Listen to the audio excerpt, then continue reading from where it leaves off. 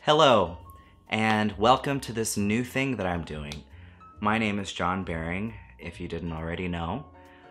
Some of you may recognize me from my work that I've done off-Broadway, some of my regional theater. Currently, I am working at SeaWorld.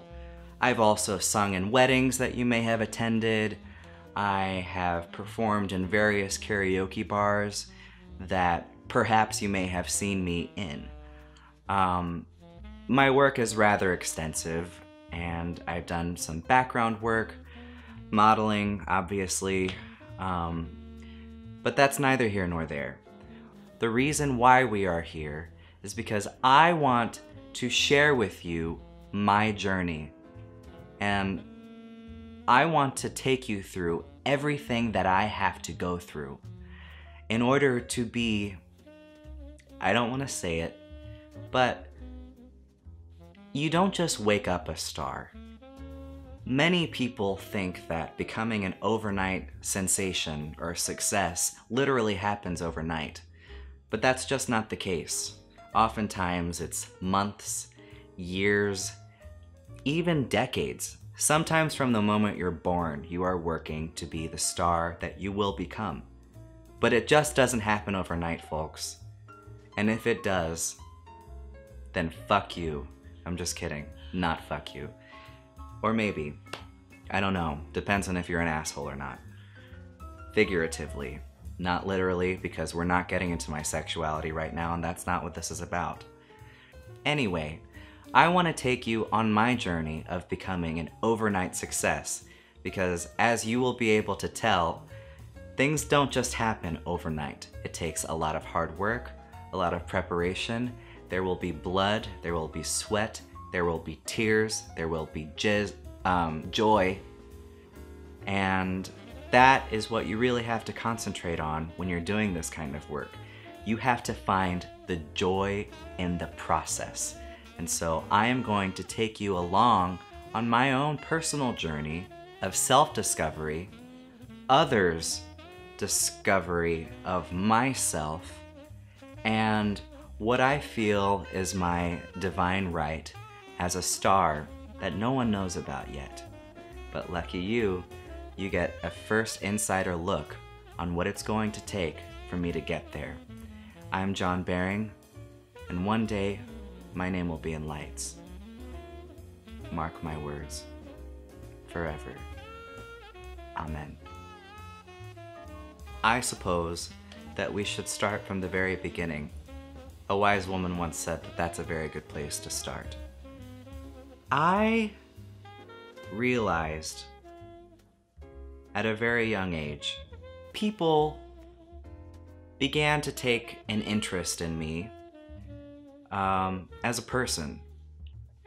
I've become less and less interesting as time went on, but when I was a kid, I did used to have adults they were very inquisitive about where my life was going. Little did they know that it wasn't going anywhere fast. Because here we are today. And I'm thankful to be here, and don't think that I'm not. But basically, I discovered my love of singing.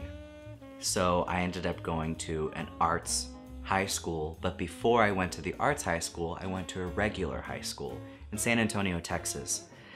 And it's there that I got a small role in the musical Grease, and I sang the song Beauty School Dropout, and people were completely floored by my performance as a freshman in high school. I got a full write-up in the paper. Everyone was talking about me, talking to me, noticing me, and that's when I really caught the bug. I became addicted to that applause and that recognition and the performance. The feeling that I got, it just made me feel alive. So I ended up transferring to the local performing arts high school, where I discovered many things about myself. Some of them were personal, and we're not going to discuss that right now, but we'll get into that later. And in going to that school, that kind of transitioned my whole life's focus to what I'm doing now, which is creating. I'm a performer. That's what I love to do. And I have done, I suppose the most marketable thing that I've done thus far was my work off-Broadway in a musical called Truffles. I honestly am not sure why they fired me, but I had spent many hours preparing for that. I felt that that was kind of fucked up, to be honest. I can't keep getting fired for the rest of my life. What kind of a life would that be? I lived in New York City for 5 years. Those were some of the most interesting and uninteresting years of my life. There was a time when I felt like I just couldn't win. And it was during that time that I felt very low and like I had no idea what I was gonna do. New York is so filled with people, but it's also a very isolating experience sometimes. So I knew a producer, a music producer. In my opinion, at the time, a big time music producer. I knew this man's resume. He produced Countess Luann from the Real Housewives of New York City. So I was like, whoa, this guy has worked with a Real Housewife of New York City. For sure, if I get to work with him, I'm going to be a Real House apartment dweller of Hell's Kitchen. And I was ready to begin my career as an entertainer and a performer and a vocalist. So I signed a $25,000 check to this man, and we created a song together called Meet Me in Hell.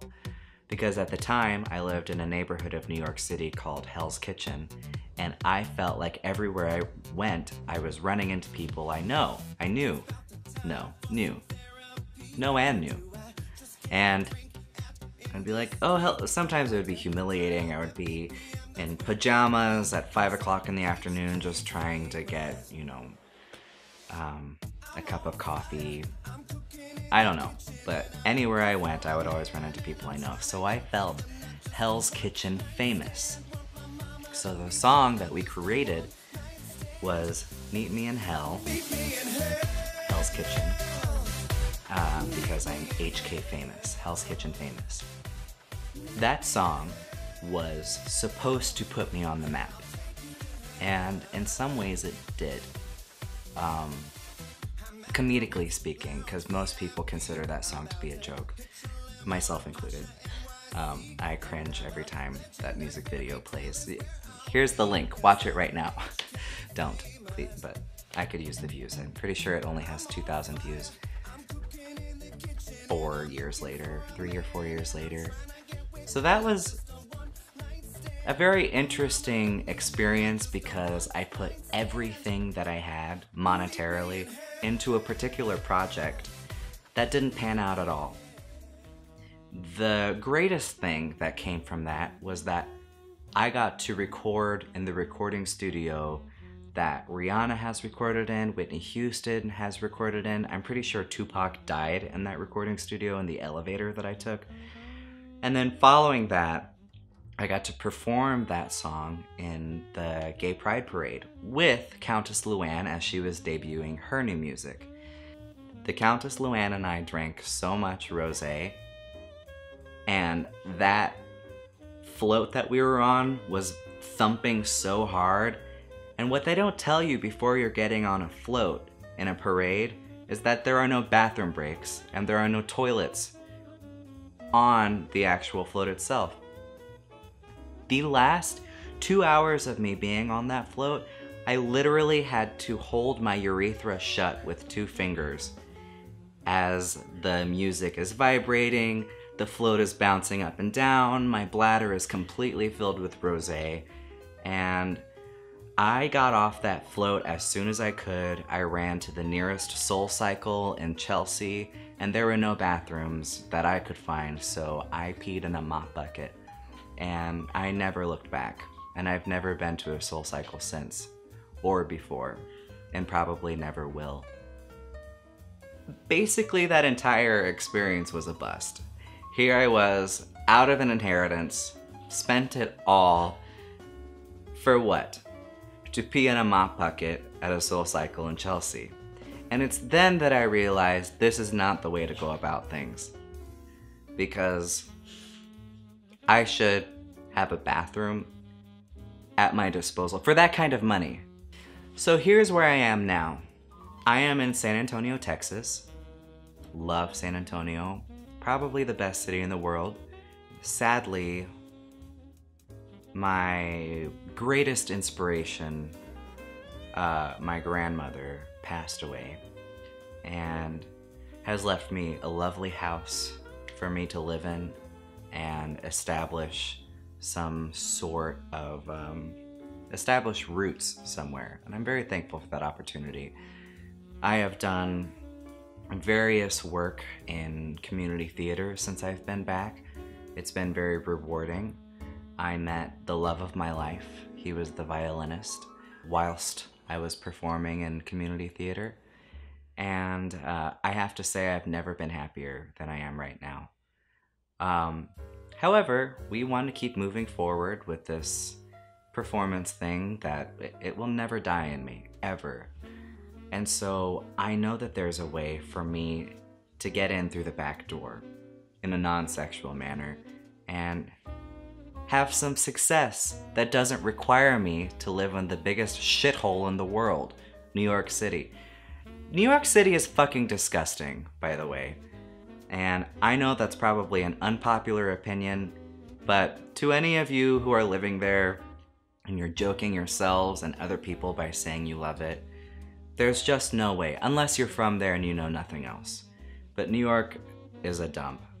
And I don't care if you live on a mansion on the Upper East Side, or if you live in a beautiful loft in Dumbo, or the West Village.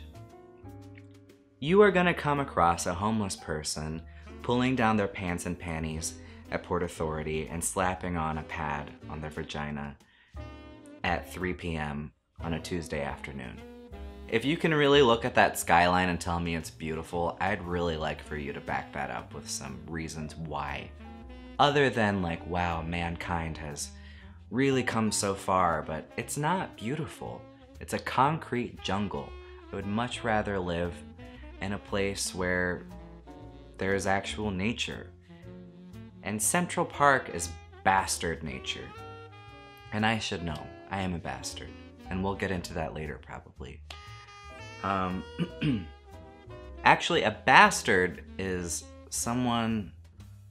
I'll have to look up that definition at another time. I'm pretty sure I am one. I don't know my dad. You are going to get to know me very well, and I would love to get to know you better. So, at any time, reach out, like this video, comment on it. Tell me what you would like to see me do or try. Do you have any suggestions for me? Do you have any advice at all? If you guys have any advice, any suggestions that you would like to see me try to do, I would be more than happy. Okay, I mean, that's totally distracting though, I can't. Alright, take 5. If you guys, I'm gonna call you fans, because I have to. Okay, you're more than my fans. You're my friends, you're my family. You are the people making this happen. But as an up-and-coming celebrity, I need to refer to you as fans at this moment in time, okay? I have lighting, I have sound, I have camera equipment. Let's just call a spade, and I'm just gonna... No, you're not my fans. I don't have any fans, and that's the problem. Do an open mic night, John. I'm already planning on that. Do some recording in a recording studio. You should be excited, because I've already got a song in the works for that. John, maybe you should get an agent. Well, we're gonna try, and you're gonna be here for that. John.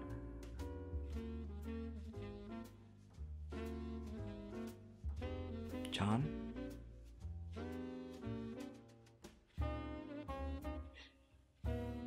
What was I talking about? I will try anything. If you think that I need to lose a little weight, sure, I'll take you with me to the gym. If you think that I need to take a couple voice lessons, I'm more than happy to do that. If I need to take an acting class, I will do that. You want to see me do some improv? I'll do that too. This is perhaps a cry for help more than anything, but I do need a little guidance here, okay? So if you don't know what to tell me in order to further my career, perhaps you could share this video and someone you know might have some advice for me. But honestly, I need a solid streak of yes. Because for all the no's, and that's not just a Jewish joke about my nose, okay? That wasn't funny. They can't all be funny. Not all jokes can be funny. No. What was my initial topic? What was I supposed to be talking about? What should I do? How do we make this happen? Now my complete production staff is completely inebriated, and I may be as well. So I think it is time to wrap up this first episode, and I would like to thank you so much if you've made it to this point. You're gonna have to stick it out with me, and if you want to turn me off, but I'd much rather you turn me on. I want to thank you for giving me your time. I know that you're probably really busy, you're probably looking forward to masturbating a little later. I'm so excited to share with you the next steps that I'm going to take in my career. And more than anything, I want to leave you with this. A very famous woman once said, "We are stars, all of us, and we all deserve to sparkle." And it is our job in the Iraq and such as, I personally believe that US Americans are unable to do so because some people don't have maps. And it's our job, it's the Iraq and such as, and we need to help these people for our children. My name is John Baring, and thank you for being a friend. Travel down the road and back again. Your heart is true, you're a pal and a confidant. And if you threw a party, invited everyone you knew, you would see the biggest gift would be from me, and the card attached would say, "Thank you for being a friend."